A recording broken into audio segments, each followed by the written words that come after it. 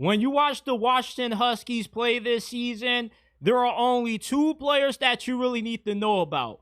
Running back Jonah Coleman, who's an absolute monster, and second-year quarterback Damon Williams. Damon Williams is the most underrated breakout quarterback heading into this upcoming season, because as a true freshman, in the few games that he started in for the Huskies, he was really impressive. He had an 8-to-1 touchdown interception ratio, a 84.3 quarterback rating. He completed over 70% of his passes, and the dude is like Houdini when he's running the football. He reminds me of a smaller version of Jaden Daniels. He is incredibly accurate throwing the football downfield and between the numbers, and he is a really good escape artist. Anytime that you think that you have Damon Williams down for a sack, he just finds a way to slip out of it and keep the play alive.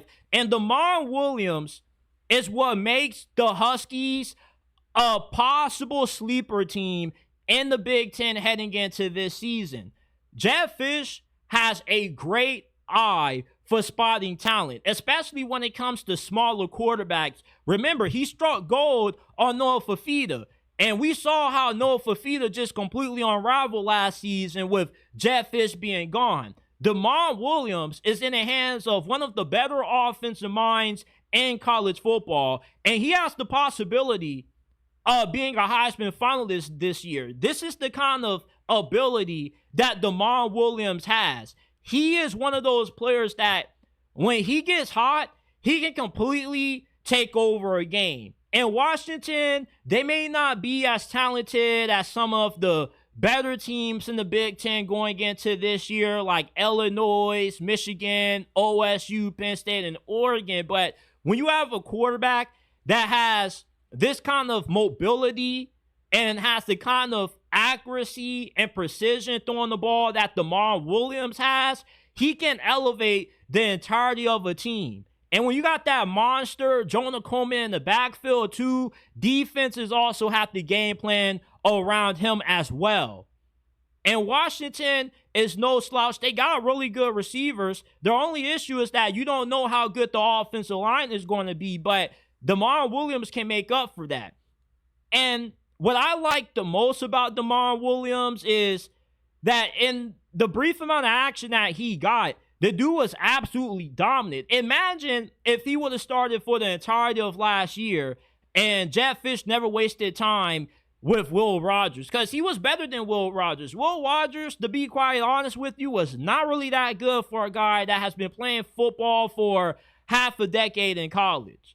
Like Damon Williams, if he would have played the entire season, you could have made the argument that he would have been the best true freshman quarterback in America. He could have had a better true freshman campaign than Dylan Raiola and DJ Lackley. And everybody who has their list of top 10 quarterbacks normally doesn't have Damon Williams on it. The only guy that I've seen have Damon Williams in their top 5 quarterbacks, either in this conference or top 10 heading into this season, was Josh Pate, which shows you how much of an elite ball knower that Josh Pate is. Because when you watch Washington play with Damon Williams, this was just a completely different offense. Because Will Rogers, his lack of mobility hurt this team. With the offensive line kind of being in a stage of a rebuild, you need a guy who has mobility to make up for that. Damon Williams added a different element to this offense that the Huskies didn't have when Will Rogers was in, because now you got to account for a guy who can stretch you throwing the football with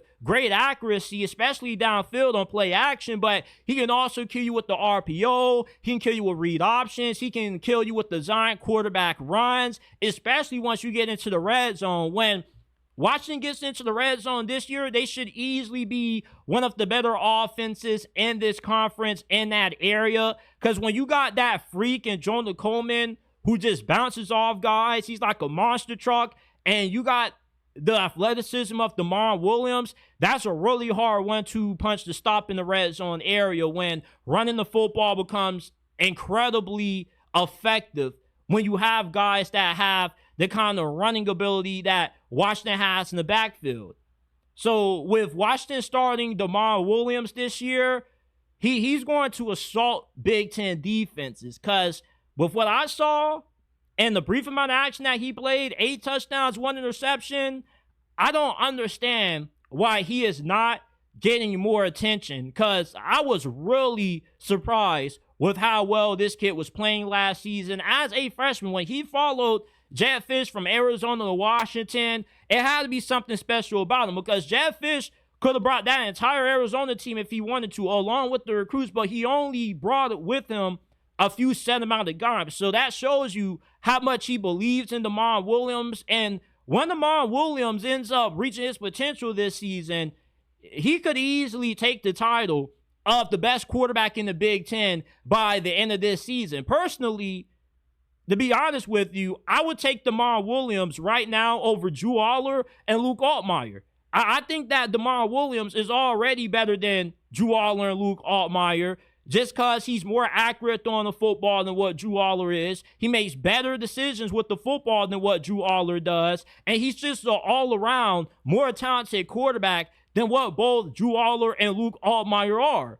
Look out for the Washington Huskies this year with Demond Williams at quarterback. This is a team that nobody should be really overlooking. They are going incredibly under the radar. Everywhere that Jedd Fisch has been, he's rebuilt every program that he's touched. And I think that Demond Williams is going to be the real deal this season. He's going to put college football on notice, and he's going to assault everybody that Washington has to line up against.